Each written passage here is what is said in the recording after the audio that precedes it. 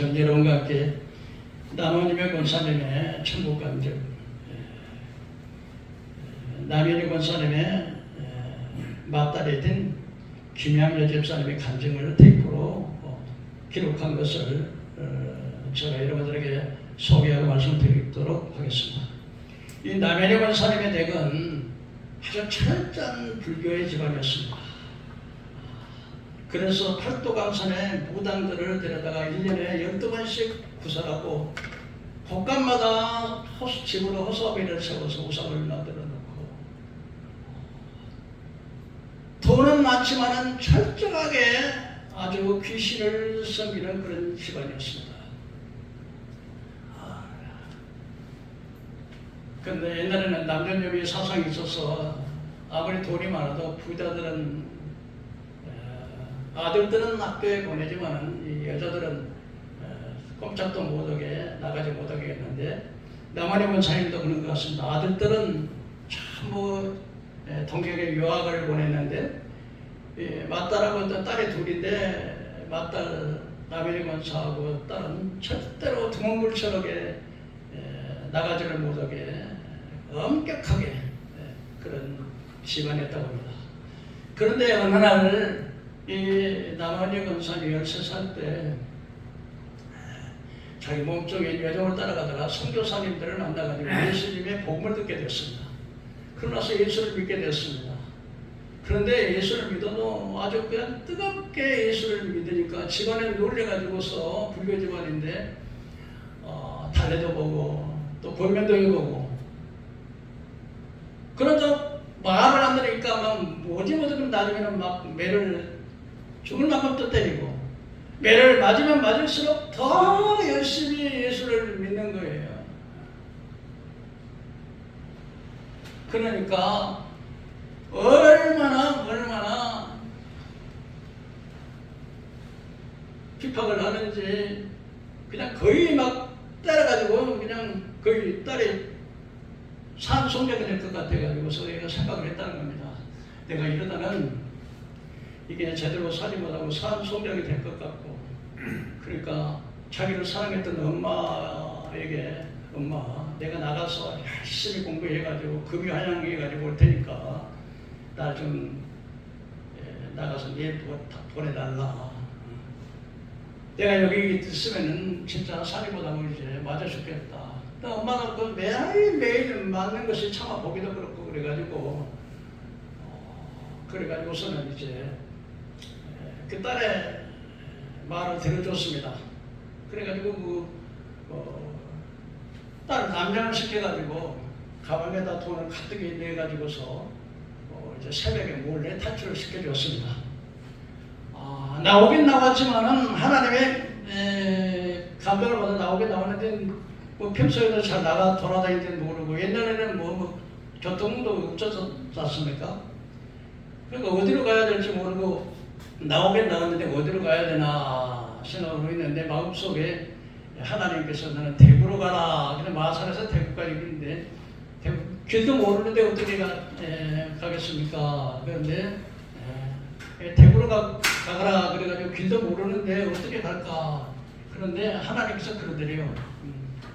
발이 닿는 대로 가거라. 발이 닿는 대로 가거라. 그래가지고서 한 달을 걸어가지고 대구에 도착을 했습니다.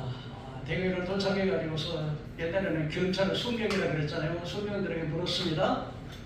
아저씨들 저쪽에 보면은 그 미국에 선교사님들이 있다고 그러는데 그 선교사님들의 그 자택을 좀 알려주시오. 그랬더니 경찰들이 안내를 해줬습니다. 가가지고서는 선교사님들에게 그렇게 이야기를 했대요. 선교사님, 제가 예수를 잘 믿고 싶은데 예수를 잘 믿으려면 공부를 해야 될 것 같아서 예수를 잘 믿기 위해서 공부를 하러 왔습니다. 공부를 좀 가르쳐 주십시오. 그렇게 이야기를 하니까 선교사님이 너무 기뻐가지고 13살 된 소녀가 예쁘다한 소녀가 와서 너무 반가워가지고 와 이거 하나님께서 보내신 소녀가 틀림없다. 그래가지고서 아주 천사를 대하듯 반갑게 맞아주었습니다. 맞아줬는데 바로 가서 공부를 시켜줄 줄 알았는데 바로 공부를 시켜주지 않냐고 매일 이제는 청소하고 또 빨래하고 그리고 서양 요리를 몇 가지 하면서 가르쳐주고 그냥 서들의 일만 계속 시키는 거예요. 한 번도 일을 부잣집에 막다로 태어나가지고 한 번도 일을 해보지 못하는 딸이 막 그렇게 고된 일을 하니까 서럽기도 하고 눈물도 나고 그렇지만은 그래도 공부를 해야 되겠다는 그 욕심에 인내하면서 찬송 부르면서 웃으면서 그렇게 6개월 동안을 열심히 봉사를 했습니다. 어느 날 선교 사람들이 갑자기 불렀습니다. 그래가지고 내가 너를 가만히 지켜봤다. 그런데 네가 정말로 하나님의 종이 되겠냐 될 것인가 아니면 정말 하나님의 순종하겠냐 아니면 어떻게 인내를 할 수 있느냐는 너를 시험해봤다. 그런데 6개월 동안 너를 지켜보면서 놀랍도록 너무 놀랬다. 네가 그렇게 성실하고 인내로 순종하고 착하게 하는 것을 정말로 놀랬다. 그러니 이제는 이제 일을 그만하고 지금부터 공부를 시켜주겠다. 그래서 평소에 있던 가정부를 일부러 내보냈던 가정부를 다시 불러서 가정부로 그 일을 하게 하고 너는 가서 저 대구에 있는 신명여중에 입학을 해가지고 공부를 해라. 그래서 신명여중에 1학년으로 이제 학교에 들어갔는데 열심히 하나님의 지혜를 줘서 공부도 잘하고 열심히 또 공부도 잘했을 뿐만 아니라 아주 성실하게 믿음이 좋으니까 아주 그래가지고 5년 동안을 공부를 해가지고 옛날에는 뭐 중학교 고등학교 해가지고 5년제잖아요. 그래가지고 졸업을 했어요. 졸업했는데 아주 우등생으로 졸업을 해가지고 미국 하와이 신학교에 장학금이 나왔어요. 공부를 하면 하와이 옛날에는 유학을 하는 게 뭐 그렇게 쉽지가 않았는데 유학을 가는 길은 큰 영광인데 유학을 가는 장학금까지 받았습니다. 그래서 이제 13살 먹었던 아가씨가 이제는 18살이 돼가지고 아주 현대식 아주 예쁜 아주 그냥 처녀로 성숙을 하게 되었습니다. 그러자 이제 남편이 이 학생은 이제 부모님께 찾아가서 자초정의 이야기도 하고 부모님의 허락도 받을 겸 이제 대구를 마산을 향해서 자기 친정집을 찾아가게 된 겁니다. 찾아가서 물을 놓고를 하니까 여종이 나왔는데 못 알아보지요. 누구시냐고. 내가 바로 남편이라고 그랬더니 깜짝 놀라가지고 이제 그 부모님들에게 딸이 지금 돌아왔다고. 근데 그 집에서는 완전히 불교 믿는 집안이고 철저한 우상의 집안이기 때문에 아주 그냥 남편이가 이렇게 없어지고 난 다음에 보상금을 걸어가지고 전국적으로 보상금을 걸어가지고 찾아주면 찾지 못하니까 이제 죽었다 그래 생각을 하고 했는데 살아왔다 그러니까 아버지가 이제 마당에서 아들하고 자기 오빠하고 장기를 두고 있는데 그 딸이 돌아왔다는 소리를 듣자마자 막 화가 나가지고 쫓아 내려와가지고는 아니 노랑 서양 귀신을 데리고 왔더니 이제는 지가 서양 귀신이 되어서 돌아왔네. 이제는 우리 남씨 집안이 완전히 망하게 되었네. 그러면서 그 딸을 막 얼마나 두드렸는지 막 기절해 버렸습니다. 이제는 우리 남씨 집안은 완전히 망했다 그러면서 이제 서양 귀신을 끌어들이더니 이제는 지가 서양 귀신이 돼가지고 돌아왔다 그러면서 막 얼마나 두들겨 팼는지 그냥 기절해 버리니까 사람들이 창피하니까 동네 사람들 소문날까봐 다락에다 그냥 쳐박아 버렸습니다. 근데 여러분 제일 마음이 아픈 게 누가 제일 마음이 아프겠어요? 엄마가 제일 마음이 아프겠지. 그 엄마가 열심히 간호하고 밥 먹이고 보약도 사다 주고 그래 간신히 살아났습니다. 살아났는데 그 딸이 남편이가 이래했습니다. 엄마 내가 자초정의 층에까지 가서 대구에 가서 이렇게 공부를 하고 또 이게 해외 유학에 장학금까지 받았는데 여기에 있으면 또 맞아 죽겠었는데 가야 되지 않겠냐 했더니 엄마가 이제 거기다 도장을 찍어줬어요. 2박 원서에다. 그래가지고 이제 미국 하와이로 이제 마침내 하와이 신학교 유학을 떠나가려고 이제 환송 예배를 드리고 있었습니다. 그런데 갑자기 오빠가 쫓아와서 머리를 채를 잡고 다시 끌고 갔습니다. 끌고 와서 뭐 안 죽은 마치 맞았겠죠. 맞고 나서 이제 두 가지를 결정해라. 이제 시집을 가든지 아니면 죽든지. 예? 시집을 가면 이제 불교 집안으로 가야 되니까 불교 집안으로 가면 죽는 것보다 더 얻어가지고서 그래가지고 이제 그러고 있다가 결국은 세 번째 집에 탈출을 시도했습니다. 이제는 이제 더 이상 대구에 이제 그 소양 서구 사람들 거기를 들어갈 수 없는 그런 형편 처지가 돼서 이제 저희 중국 상하이로 갔습니다. 그때 당시 기독 청년들이 애국운동을 하느라고 하는 그 기독 청년 애국단에 들어가게 됐습니다. 그래서 거기서 열심히 신앙생활을 하게 되었습니다. 애국 청년들과 신앙생활을 하게 되는데, 근데 거기에 그 청년회장하고 이제 참 청년회장이 자기 잘해줬습니다. 그래서 서로 정이 들어가지고 그 생각을 했습니다. 내가 혼자서 주의를 하는 것보다는 결혼해서 둘이 같이 주의를 하면 더 좋지 않겠느냐. 그렇게 생각을 해가지고 나이가 27살이 됐어요. 그래가지고 그 외국운동하면서 27살에 결혼을 한 거예요. 근데 그때 당시에 시대적으로 보면 13살 먹어서 시집을 가면 15살에 애를 낳아야 되는데, 아니 갑자기 유학 갔다는 아들이 할머니가 나된 27살 노처녀를 데리고 왔으니까 그 집안에는 이제 대를 이어야 되는데, 아이고 이제 우리 집안 망했다 그러고서 시어머니가 이 아들을 못 낳으면 우리 집안은 대가 그러니 이제 큰일 났다 그러고서 막 핍박을 하기 시작했어요. 그러나 시아버지는 그 철저한 기독교 집안이었기 때문에 시아버지 사랑을 많이 받았대요. 그런데 27살 먹어서 애를 못 낳을 줄 알았는데 계속해서 애를 4살 낳았어. 4살 낳았는데 전부 딸을 4살 낳은 거예요. 그리고 이제 5번째 이제 임신이 됐으니까 이번에는 이제 아들을 낳아야 대를 이으니까 아들을 낳겠지. 그런데 또 몰랐어. 또 딸을 낳았어. 그 딸이 몇이야? 5. 그리고 5, 6, 7살에 계속해서 딸을 낳았어. 그게 이제 큰일 났죠. 그러고 나서 이제 나이가 47세가 됐어.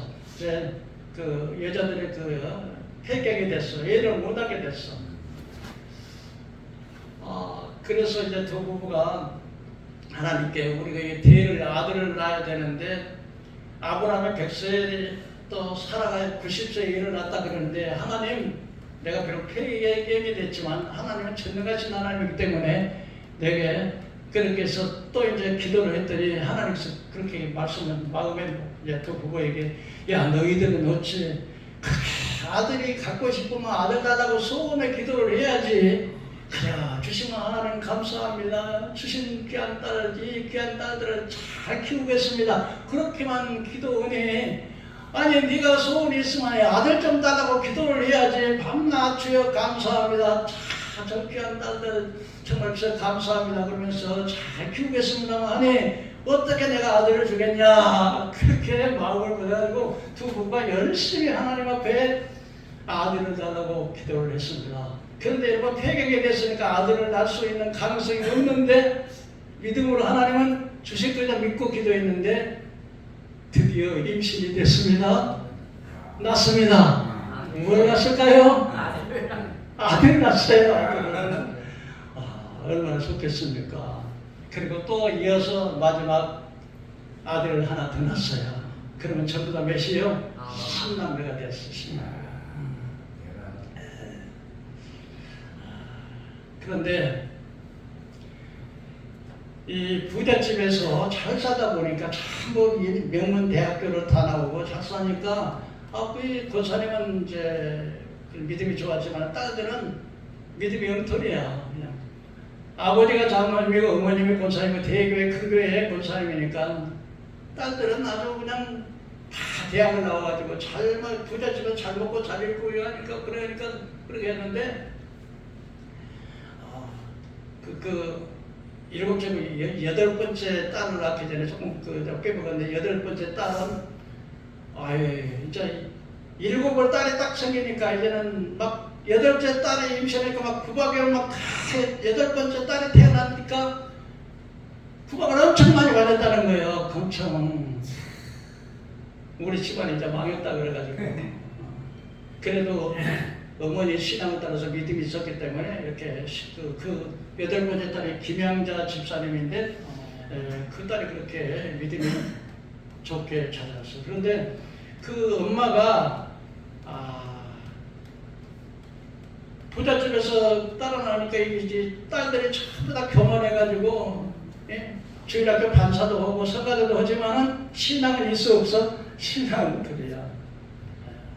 그래도 불구하고 김영희 아저씨는 새벽에 나비리 권사님은 새벽에 다 일어나면은 안 믿는 그 이웃의 동네 사람들의 어른들의 한 사람 한 사람의 이름을 부르면서 눈물로 기도하고 그리고 그 다음에 신남매의 이름을 다 부르면서 또 기도를 하고 그리고 막내 아들은 열 번째 막내 아들은 하나님의 11조를 하나님 앞에 바칩니다. 죄적으로 바칩니다. 이렇게 기도하는 것을 김영희 아저씨에서부터 들었습니다. 근데 집이 부자니까 그러니까 이제 이 양반이 사람이 얼마나 많은지 이제 불광동 서울에 살았나 봐요. 불광동 시장에 가면은 사람 장사꾼들이 아침부터 일어나서 자작까지 그냥 물건을 팔려고 하는데 물건 사는 사람이 없으니까 물건을 그대로 썰어가지고 이렇게 그냥 가지고 가는 그런 모습을 보면 안타까워가지고 그 물건을 배추 장사하는데 배추를 또 사고 필요 없어도 막 다 사고 그 다음에 무도 사고 당근도 사고 생선도 사고 옷도 사가지고 그래가지고 가면서 여기 예수 믿는 할머니 왔어요. 예수 다 믿고 우리 복 받읍시다. 그래가지고 물건을 다 팔아주니까 많은 사람들이 마음에 감동을 받고 예수를 믿었고 많은 사람을 구원했어요. 그런데 그 당시에 불광동 판자집에 보면 아주 어려운 사람들이 많았었나 봐요. 그래가지고서는 거기는 폐병에 걸려가지고 피를 토하는 사람, 암에 걸려가지고서 죽음을 기다리는 사람, 몸이 약해가지고 병 들어가지고 죽을 기다리는 사람들을 위해서 그 시장에서 팔았던 그것을 막 보따리를 싸가지고 불광동에 가가지고서는 여기에 예수 믿는 할머니 물건 가지고 왔어요. 가져가세요. 전부 다. 근데 그 집에 그 비밀고에 가면은 막 죽어가는 사람들이 너무 많으니까 들어가서 그에게 막 기도해주고 또 피도 닦아주고 막 뒷바라지 해주고 그리고 오면은 그 균이 가득히 찬 빨랫덩어리를 이런 균덩어리를 막 전부 다 가져가지고서는 그걸 보따리에 싸가지고 집에 와서 세탁을 해다가 다시 갖다 주고 이렇게 사랑의 실천을 계속 했습니다.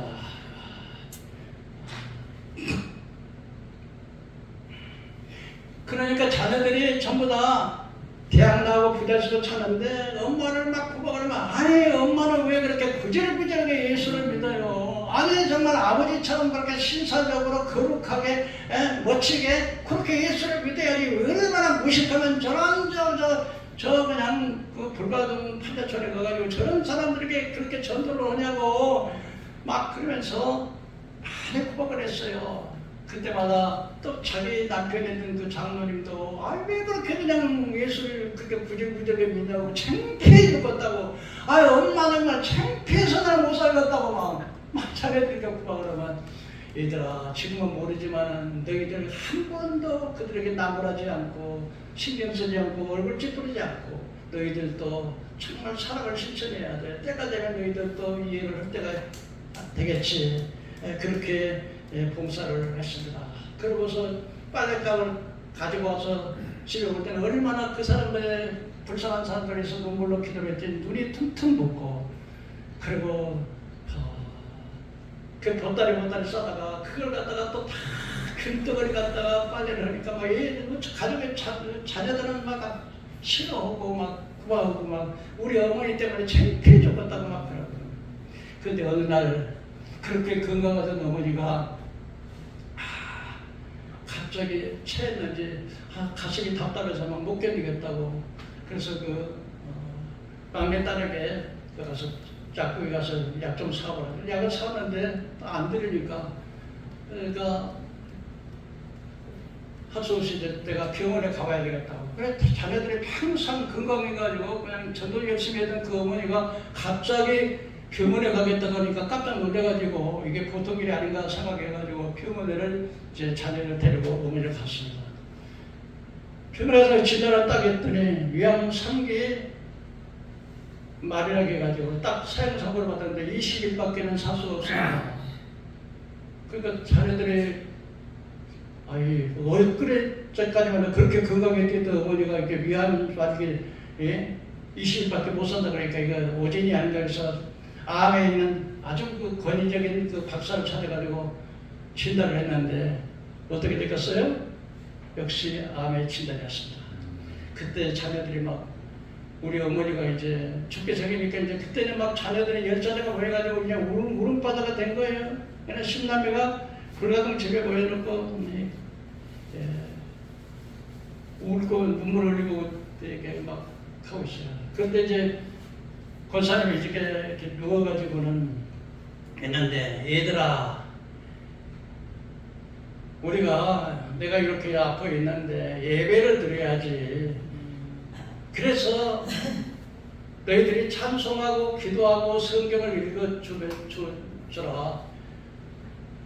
지금 보이지 않는데 너희가 보니까 저기 저 울타리 너머로 동물같이 생긴 귀신들이 와가지고 우리 울타리 넘어가지고 방에서 막 들어오려고 그런다. 그런데 예배 드리면 찬송하고 기도하고 성경 읽으면은 귀신들이 막 쫓겨나간다. 그러니 너희들이 계속해서 예배를 드리라. 그러니까 이제 신남매들이 이제 울면서 이제 예배를 드리는데 하루 이틀 다니고 막 또 직장도 가야 되고 그러니까 할 수 없이 이제 24시간을 예배를 드려야 되는데 그래서 선교들을 따라가지고 이제 예배를 이렇게 드려주고 있었습니다. 근데 1963년 9월 23일 날 이 사랑감을 느낀 권사님은 가족들을 모두 불러놓고 고별 예배를 드리려고 했습니다. 그래서 막내딸 김영자 집사를 하면서 내가 지금 하나님께서 갈 때가 되었으니까 내 몸을 깨끗하게 목욕을 시키고 옥합 한복을 내가 주님 앞에 갈 때 입으려고 만들어 놓은 그 한복을 만들어 놨으니까 그 한복을 내가 입혀다오. 그래서 한복을 입히고 그리고 이제 옥색 한복으로 갈아입고 아름다운 옥색으로 갈아입고 준비가 끝난 다음 가족들을 전부 다시 불러들이는 그 3가지 유언을 했습니다. 이제 우리 하나님께서 나를 오라고 그러니까 내가 너희들에게 하는 말을 잘 듣고 반드시 실천하도록 해라. 이것은 내가 하는 말이 아니고 우리 예수님께서 직접 명령하신 명령이니까 반드시 실천하도록 해라. 그러면서 3가지 유언을 했는데 첫째는 내가 하나님 앞에서 선한 일을 하고 봉사 일을 하고 사랑의 실천 운동을 하려고 했지만 내가 다 못하고 가니 너희들은 이제 내가 못한 그 사랑의 실천 행동을 전부 너희들이 실천 운동을 해서 천국에서 우리가 만나야 되지 않겠나. 그래서 내가 실천 운동을 그렇게 했지만 하나님 앞에 다 못하고 간 것을 너희들이 반드시 실천을 하도록 하라. 이것은 내 말이 아니라 주님의 명령이다. 두 번째로 11조 생활을 철저히 해라. 하나님께서 10가지 중에서 9은 너 가지라 그러고 1가지를 그걸 가지고서 주의 사업을 해서 드리라 그랬는데 9은 네가 가지고 1가지를 가지고 주의 일을 하는데 그것마저 도둑질하면은 하나님은 절대로 복을 받지 못한다. 그러니 9을 내게 주신 하나님께 감사하고 하나마저 그것마저도 그냥 꼴딱 해가지고 네가 도둑질해 버린다면 어떻게 네가 복을 받겠냐. 그러니 철저하게 11조 생활을 해라. 세 번째는 선한 일을 하면서 교회에서 선하게 하면서 주의 종을 잘 받들고 정말 신앙생활을 잘하고 그리고 천국에서 만나자. 그러고는 이제 명언이 열려서 두 손을 들고 사랑의 하나님 이제 주님께서 원하가니 주님 갑니다. 아버지 하나님 내가 이렇게 부족한 이절을 이렇게 이제 주님 앞에 가보니 주님이 내 영혼을 받아 주시옵소서. 그러고서 눈을 감으니까 그때 10자녀가 모였던 자녀들이 괴성 통곡을 하고 막 울음바다가 터났습니다. 어머니 불쌍한 우리 어머니 살아생전에 호강한 벌하지 못하고 어머니 이렇게 가시면 어떡합니까? 막 기념자들 막 궁굴고 막 어떤 사람 뒹굴고 막 애가 타가지고 우리가 잘못했습니다. 우리가 불의했습니다. 한 번만 우리 어머니를 살려주시면 살아계신 하나님 우리 어머니 한 번만 살려주시면 효도하겠습니다. 한 번만 살려주십시오. 살아계신 하나님 막 뒹굴고 막 울고 막 우리 어머니 그냥 고생하면서 허가 하지 못하고 이렇게 가시면 정말 우리가 못 견디겠으면 막 울음바다가 된 거야. 그래서 시간이 한 5시간 지나고 이제 차례식을 해야 되니까 자녀들은 이렇게 하나씩 나갔지만 김영애 집사 하는 막 저기 어머니 시시를 붙잡고 막 거의 기절다시피 막 통곡을 하고 있는데 혼자 울고 있는데 보니까 막내 아들 이 막내 아들은 그냥 하나님 종으로 바친다겠는데 중학교 3학년 때 되는데 주의 종 되는 것은 아주 높은 직인 줄 알았더니 구질구질에 목사 된다는 걸 알고 그때보다 방황해가지고 그 어쩌라고 하고 어머니 말도 안 듣고 방탕했던 그 아들이 그냥 어머니가 돌아가니까 그 어머니 시체를 보이려고 막 제가 잘못했습니다. 어머니 용서해 주세요. 막 그렇게 울고 그렇게 하고는 마지막에 이제 참 이제 시신을 덮는 이렇게 보가 있지 않습니까? 보고 마지막 어머니 얼굴을 덮었습니다. 그리고 마지막 시신의 포를 덮고 마지막 나가는 문을 열어가면서 딱 뒤를 돌아봤더니 꽃이 막 움직이는 거예요. 그 깜짝 놀라가지고서 가서는 그리고 이 시신이 움직이니까 그래서 쫓아가서 김영애 집사가 시신의 볼을 덮고 오니까 어머니가 이제 살아난 거예요. 눈이 이제 떴는데 뻥 해가지고 정신도 잘 차리지 못하고 이렇게 멍하니 있어가지고 그래서 어머니 그런 소리 질렀어요. 어머니 살아났어요. 그랬더니 형제가들이 저렇게 그냥 어머니 돌아가셔가지고 몸을 치더니 정신이 이상된다고 하고 오질 않았는데 그랬더니 소리가 작은 줄 알고 더 큰 소리로 어머니 살아났어요. 그랬더니 그 막내 아들이 쫓아왔으니 진짜 살아나셨어요.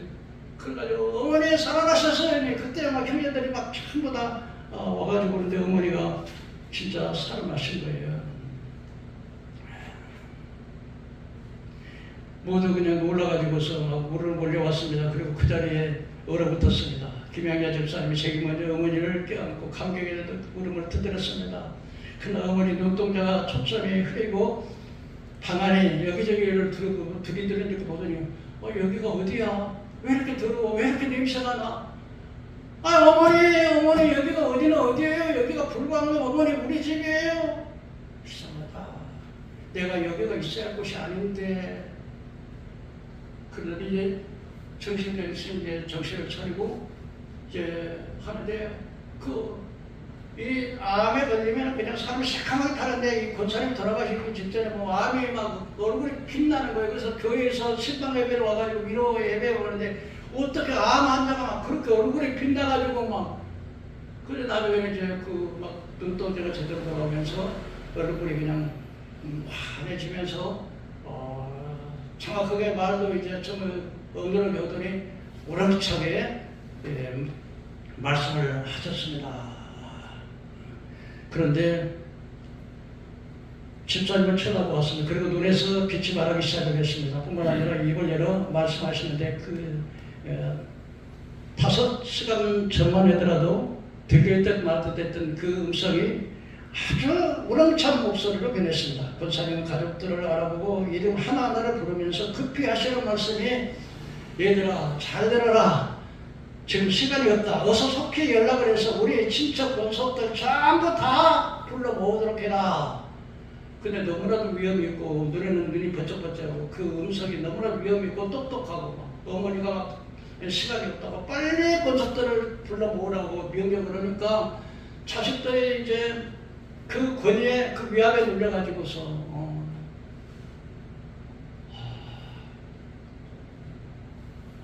어머니 알겠습니다. 그러고서는 이제 어떤 자녀는 불광동 버스터미널로 가서 공중전화에다가 연락을 하고 어떤 자녀는 또 이웃집에 가서 전화를 빌려가지고 이야기하고 어떤 자녀들은 전부 다 자기 수첩에 전화번호를 해가지고 그때 통행금지 시간이 있었었는데 12시간 통행금지 시간에 11시 반인데 시간이 없는데 연락을 했는데 기적적으로 참 친척 권속들이 다 모인 거예요. 그래서 가운데 응접실에서 사람들이 한 40여 명이 되어보니까 응접실이 너무 좁으니까 방을 전부 타가지고 자기가 가운데 넣고 자기 자녀들은 자기 옆에 주변에 하나하나 하고 장모님 한 옆에 앉히고 권속들 다 이렇게 둘러 앉히고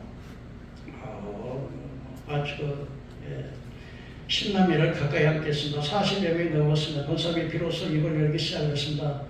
사랑하는 나의 신남매와 장모님 그리고 권속들과 친척들이여 지금부터 하는 말을 나의 말이 아니요 주님께서 직접 하시는 말씀이니 잘 듣고 그대로 실천하시기를 부탁드립니다. 마치 능력의 선지자처럼 눈에는 광채가 나고 모두 완전히 압도되었습니다. 지금부터 천국과 지옥의 상황을 이야기를 하도록 하겠습니다. 지금부터 천국 간증은 그 권사님의 딸 김양자 집사님이 또 테이프를 글로 옮겨준 것입니다. 권사님이 세상을 떠날 즈음에 언제요? 세상을 떠날 즈음에 자기 집 앞에 아주 아름다운 꽃가마가 꽃구름이 불광동 집 앞에 내렸습니다. 그리고 하늘문이 열리며 아름다운 꽃구름이 내려와서 불광동 집 앞에 섰습니다. 천사장하고 6개 천사들하고 이렇게 왔는데 천사장만 빼놓고 아주 천사들은 아주 예쁘고 아름다웠습니다. 그리고 이제 그 자기를 데리고 온 하나님께서 자기 영혼을 꽃구름에 태굴에서 모셔오라고 이렇게 명령을 받은 천사들이 와가지고 그 꽃구름을 탔습니다. 꽃구름을 태웠습니다. 권사님은 부족한 죄인들을 천사들과 꽃구름을 보내서 데려가는 하나님의 은혜가 너무 감사하고 감격스러워서 한편으로는 너무 부끄러워서 엎드려 울기 시작했습니다. 천사장을 제외한 천사들은 모두 아름다운 모습이었습니다. 그리고 더욱 놀란 것은 70세가 돼서 암병에 걸렸던 자기가요 완전히 예쁜 20대 처녀로 완전히 바뀌었습니다. 빌립보서 3장 20절에 보면 오직 그의 시민권은 하늘에 있는 거다. 거기서부터 예수 그리스도께서 우리를 기다리시나니 예수님의 그 권세로 말미암아서 우리의 낮은 몸도 죄의 영광스러운 형상으로 화하게 변화되게 하리라. 그러니까 완전히 우리가 이제 영혼이 나서 하나님께 갈 때는요 이렇게 추하고 나이 먹은 모습이 아니고 완전히 아름다운 모습으로 자기가 그렇게 변화되어 있는 거예요. 믿으시길 바랍니다. 아멘. 오늘날 여러분 예뻐지려고 얼마나 노력합니까? 아무리 발라도 펴지지 않은 게 인생. 정이 여러분들 얼굴에 안 발라지거든. 내가 비결을 나눠줄게. 어떻게 하면 다리미 불 있죠? 불 싹 담아주고 싹 밀어버려. 그런 거 같아요. 그래도 여러분 우리 인생은 세월 앞에 장사가 없어요. 근데 그렇게 여러분 천국에 가가지고 이빨 나빠가지고 이것도 그냥 쭈글쭈글해가지고 그러면 뭔 재미 있겠어. 그렇게 예쁘게 그래서 그 꽃구름을 타고 이제 올라가는데 너무너무 감격스러워가지고 하나님 이렇게 부족한 여정을 이렇게 천사들을 보내가지고서 일어나는 대로 거꾸름에 나를 태워가지고 내려가시니 그 은혜가 한량없고 그 은혜가 너무 감사합니다 하고 너무 감격해서 나같이 부족한 이런 사람 하나님이 그렇게 대우를 해주시다니 나를 천국으로 인도하는데 이렇게 감사해가지고 막 눈물을 흘리고 감사하고 있었습니다. 근데 자기 모습이 너무 놀란 것은 20대 청년같이 예수님이 영화로워서 부활하신 몸으로 완전히 변화된 것처럼 자기도 그렇게 변화되는 그 모습을 보면서 너무너무 감사하고 너무 그랬는데 갑자기 놀라운 일이 일어났습니다. 하나님께서 특별한 목적이 있어서 아마 지옥의 세계를 보여준 것 같습니다. 갑자기 등 뒤에서 남현희 권사님, 남현희 집사님, 자기 어떻게 같이 그 어려서 하던 남현아 부르는 소리가 들렸습니다. 그래서 꽃구름을 타고 천국으로 향해 올라가다가 다정하게 그 친구의 음성도 들려왔습니다. 그래서 참 이상하다 하고 무슨 소리가 싶어서 소리나는 쪽으로 내려다보았습니다. 너무 놀랐습니다.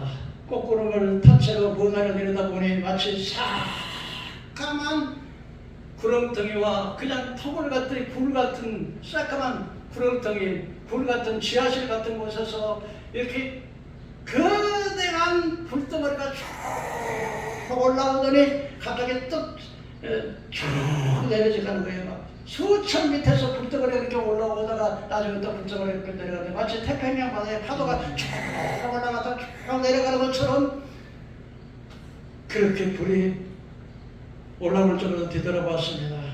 거꾸로 다치는 문화를 내려다보니 마치 새까만 구렁텅이에서 지하실 같고 깊은 캄캄한 물 속에서 유황불이 수천 밑에서부터 끓어오르기를 시작하는데 거기서 말할 것 같으면 태평양 바다에 막 파도가 올라갔다가 내려가는 것처럼 그런 유황불의 노도가 높이 치솟다 올라갔다가 가라앉았습니다.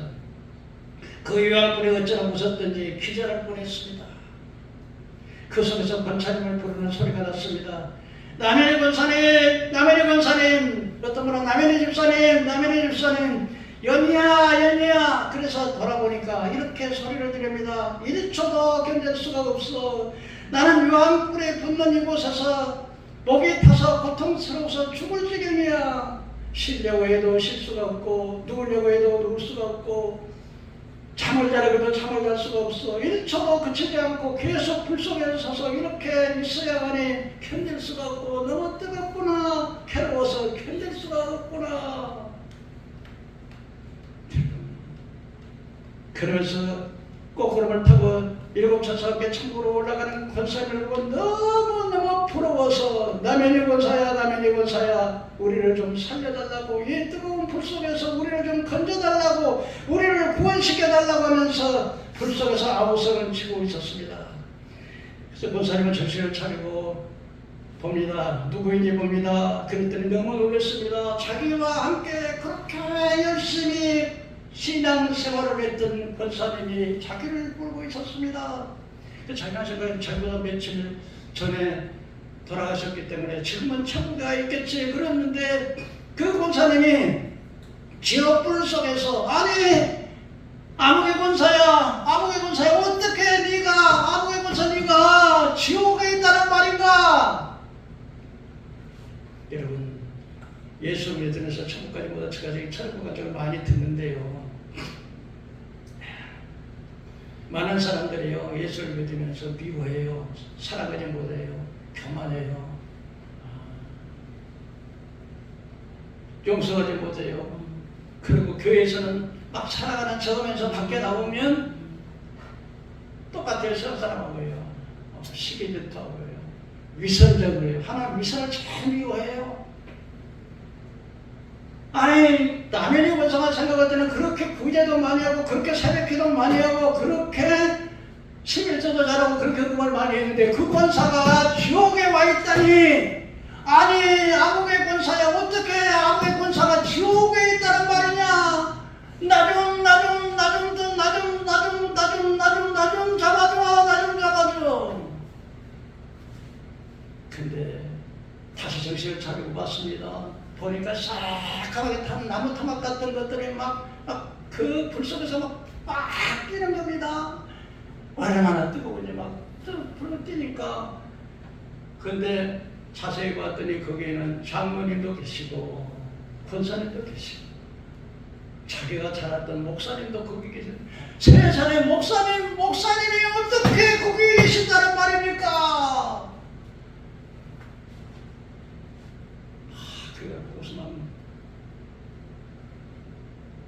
남일 권사야, 내가 천국에 가거든 예수님께 부탁해서 이 권사가 지옥에서 불타고 있다고 말 좀 해줘.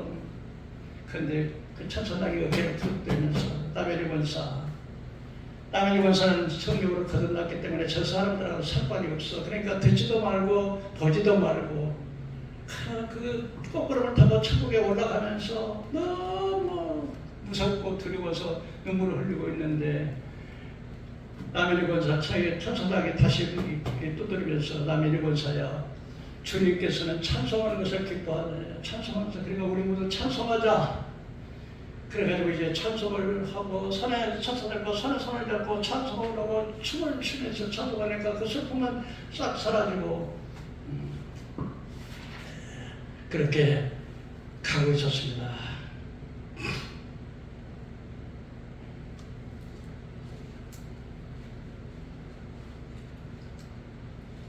그렇게 울고 있는데 천사가 그 어깨를 치면서 남의 권사, 당신은 지금 주님이 만나러 하늘나라 가고 있기 때문에 하나님께서 영광과 찬송 받으시기를 기뻐하십니다. 우리 찬송하십니다. 그래서 같이 손을 잡고 찬송을 하고 춤을 췄습니다. 오랜 시간이 흐른 후에 거꾸로는 육중하고 거대한 성벽 문 앞에 섰습니다.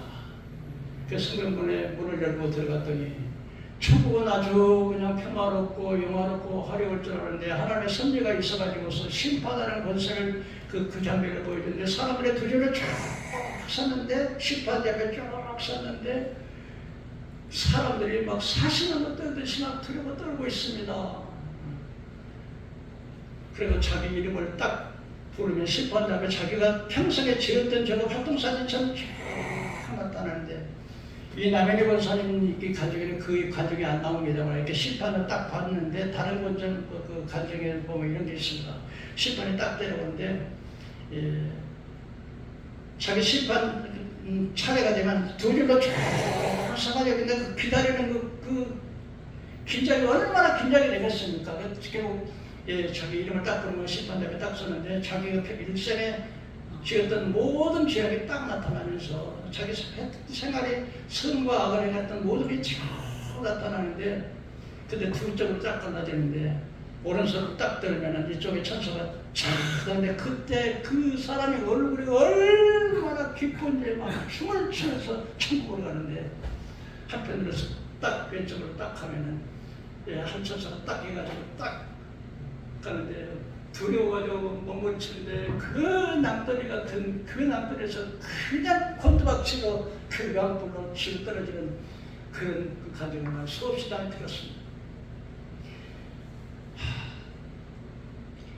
그래서 천국 가면은 막 천국의 문 열면 아주 화려하고 막 찬란할 줄 알았는데 하나님이 심판하는 그 모습을 보여줬는데, 그래서 그랬더니 그 옆에 심판받는 사람 막 자기 차례가 와서 막 두려워 떨고 있는데 권사님 막 예수님께 말씀 좀 잘해주시라고 눈을 감고 눈을 푹 감고 이러고 있는데 울고만 있었는데, 그때까지 갑자기 빛이 확 찬란한 빛이 비춰왔습니다. 그래서 눈을 딱 뜨니까 세상에 그렇게 어디서 나왔는지 그런 향기로운 향기가 막 들어오는데 그 불안과 초조가 싹 없어지면서 막 기쁨이 충만해졌습니다. 그 향기를 그러고 보니까 막 꽃들이 막 근데 꽃들이 하나님 앞에 찬송을 하는 거예요. 그래서 권사님은 꽃을 좋아했대요. 그래서 평소에는 자기 집에다 꽃나무를 심고 자기 자식들에게 나 죽는 그 무덤에다가 꽃을 심어달라고 그러는데, 그 꽃들이 그냥 향기를 품고, 그러고 이제 가는데 천사장이 딱 앞에 섰는데 찬송 소리가 들렸는데 성가대 찬송 소리가 확 나가지고 얼마나 이제 천국에는 가는 곳마다 이렇게 찬송 소리가 나는데, 하나님은 찬양을 기뻐하실 거 믿으시기 바랍니다. 근데 찬송을 참 많이 하시는데요. 그 아기 천사 성가들이요. 이제 권사님은 환영을 나오는 거예요. 악의 천사들이 나와가지고는 그 악대라고 그냥 찬양을 하는데, 근데 그래서 천국에 이제 되는데 제일 천사장이 제일 앞에 서고, 그 다음에 이제 악의 천사들 성가대가 자기 뒤 두 번째 서고, 세 번째 자기가 서고, 그 다음에 네 번째는 여섯째 천사들이 쫙 나가지고 쫙 가는데, 그 천사장이 오는데 아멘. 권사야, 주님께서 신랑 대신 주님께서 신부 대신 신부를 맞기 위해서 기다리고 계시니까. 근데 참 신기한 것은 걸어가는 게 아니고 정말 1m 간격으로 가는데 몸이 붕 떠서 가는 거예요. 드디어 가가지고 이제 주님이 양팔을 쫙 보고 계시는데, 그런데 주님의 얼굴을 쳐다봐 그냥 내려다볼 수가 없어가지고 땅에 엎드렸습니다.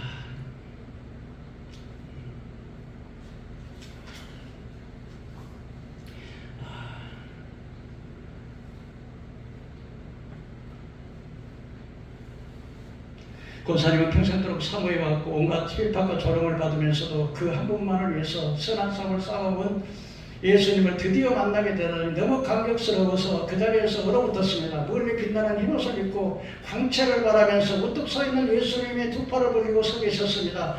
권사님은 감히 예수님을 바라보지 못하고 그 앞에 당당히 나아갈 수 없어 얼굴을 묻은 채 거기서 다가갔습니다. 감격의 눈물을 흘리며 거기에서 예수님 발 앞에 엎드렸습니다. 그러나 사랑하는 딸아, 예수님의 음성이 들렸습니다. 사랑하는 딸 나메리 권사야, 부르는 예수님의 음성이 들렸습니다. 그러나 감히 얼굴을 들 수가 없어 그대로 엎드려 있었습니다. 사랑하는 딸 나메리 권사야 하는 두 번째 예수님의 음성이 또다시 들렸습니다. 그때 용기를 내서 이번에는 지금까지 내가 수많은 숱한 역경과 핍박을 받으면서도 주님 대신 그 주님 예수님을 위해서 했는데, 이번에 주님이 부르시면은 내가 나메리 권사 여기 왔어요 그렇게 말을 하려고 했는데, 세 번째 음성이 들렸습니다. 그래서 벌떡 일어나가지고 예수님 앞에 딱 섰는데, 예수님이 아주 반갑게 맞아주고 막 환하게 막 그래 줄 줄 알았는데, 예수님의 얼굴이 얼마나 무서워가지고 확 깨뜨려보니까 그냥 너무 놀래가지고 그냥 어디를 쓰러져가지고 엎드렸습니다. 그러면서 예수님이 눈과 눈이 마주치는 순간 권사님은 오히려 저는 죄인이로소이다. 그래서 두 팔로 목을 감싸면서 쓰러지고 말았습니다. 자비하시고 인자하고 살아있는 치고 부드러운 사랑으로 대해줄 줄 상상했던 예수님의 얼굴이 오히려 엄하고 불꽃 같은 눈으로 깨뜨려 보았습니다. 자신의 더러운 죄와 유리알처럼 낱낱이 드러났기 때문에 그 죄를 조금이라도 가려보려고 두 팔로 몸을 감싸면서 쓰러졌습니다. 권사님은 두렵고 떨리는 음성으로 오주여 저같이 죄인이 감히 천국에 올 수 있다고 생각하는 것이 잘못입니다. 이 죄인을 용서해 주시옵소서 하고 울부짖으며 가슴을 치며 그렇게 했습니다. 한동안 회개 눈물을 흘리고 있을 때 드디어 네 번째 주님의 음성이 들렸습니다. 사랑하는 딸 나메리 권사야, 일어나라. 그래서 이번에 일어났더니 이번에는 아까고 찬다르게 아주 인자하시고 화평한 얼굴을 가지면서 나메리 권사야, 그동안에 얼마나 고생이 많았느냐 그러면서 두 팔을 딱 안아줬습니다. 그때 나메리 권사님을 그 예수님을 확 안았습니다. 그러고 있는 동안에 또 반가운 사람이 한 명 나타났습니다. 그 시아버지가 방문했습니다. 그래가지고 시아버지 만나가지고 너무 반가워요. 그 시아버지는 바로 평생에 그냥 선한 일만 하면서 단골 오단골에다가 하나 자기가 있는 모든 것을 전부 다 그 나병 환자들하고 평생에 나병 환자들을 거쳐서 그렇게 써놨는데, 그 시아버지가 나메리 권사야, 며느라야 그래가지고서 자기를 안고 둘이 그냥 얼굴을 맞대고 막 얼굴을 비비고 그렇게 이야기를 한참 하고 있는데, 천사장이 다시 왔습니다. 나메리 권사요, 나메리 권사 지금 이렇게 있을 때가 아니라 주님께서 당신을 다시 권사님을 다시 부르니까 빨리 같이 가자고. 그래서 천사장 앞에 나메리 권사가 이제 예수님 앞에 다시 가 섰습니다. 예수님이 부르시면서 정신 차린 권사님은 천사병에 안내를 받아 예수님 앞에 다시 정중하게 서자 예수님께서 심각한 말씀하셨습니다. 다니엘 권사야, 똑똑히 들어라. 어떻게 들어라? 여러분 똑똑히 듣고 있었겠어요? 네. 맞습니다. 네가 다니엘 권사가 덕 있는 일도 많이 했고 전도사만 3번이나 탔고 수고 많이 했는데, 그런데 네 자녀들, 여자녀들은, 너희 친척들은 하나도 구원하지 못했다 그러니 네가 지금 네 임무가 끝나지 않았다. 네가 지금 네 자녀들 한 명도 구원하지 못하고서 네가 천국에 올다고 자격이 있다고 생각하느냐? 지금 빨리 내려가서 네 자녀들을 다시 한번 네 사랑을 따고 올라오더라. 그때 남이 가서 주님 옳습니다. 내 자식 하나도 구원하지 못했는데 내가 천국에 온다고 생각하는 것이 내가 잘못입니다. 주님, 내가 다시 내려가서 우리 자녀들을 해결시켜서 올바른 신자 만들어가지고 다시 오겠습니다. 근데 주님께서 그때 내가 다시 오면 내가 너를 받아주마. 네가 아무리 봉사를 많이 하고 네가 많이 헌금을 많이 하고 네가 많이 전도를 많이 했다고 내 자식 하나를 구원하지 못했다면 그건 나하고 가치가 없는 것이니라. 사랑하는 성도 여러분 자녀를 사랑하십니까? 여러분 어떻게 내 자녀가 지옥 가고 그 우선은 지옥에 가고 있는데 가만히 있을 수가 있단 말입니까? 저는요, 날마다 하나님 앞에서 내 자녀들이 정말로 진짜 천국에서 만나야 되는데 내 손자들에게도 내가 가가지고 이렇게 내가 잘해야 되는데 그냥 때로는 그냥 말 안 한다고 막 철께내고 그래가지고, 하나님, 내 후손들은 나를 통해서 이 땅에 태어난 내 자녀들은 하나도 지옥 가지 않도록 하나님 도와주세요. 봐주세요. 하나님 살려주세요. 하나님 살려주세요. 거듭나게 하세요. 주님 만나주세요 하고 눈물을 흘리면 막 눈물이 강같이 쏟아져요. 여러분 자녀 좋은 건 입히려고 하지 말고 좋은 건 먹이려고 좋은 학교 보낼 줄은 아지만 그 영혼이 지금 지옥을 가고 있는 것을 모르고 있다는 말이에요. 그래서 다시 이제 천사들 향해서 천사들하고 여섯째 천사가 꽃꽂음을 타고 다시 불광동 집 앞에 내렸을 때 그때 자기가 시체가 몸이 움직여서 뛰어나던 그때였습니다.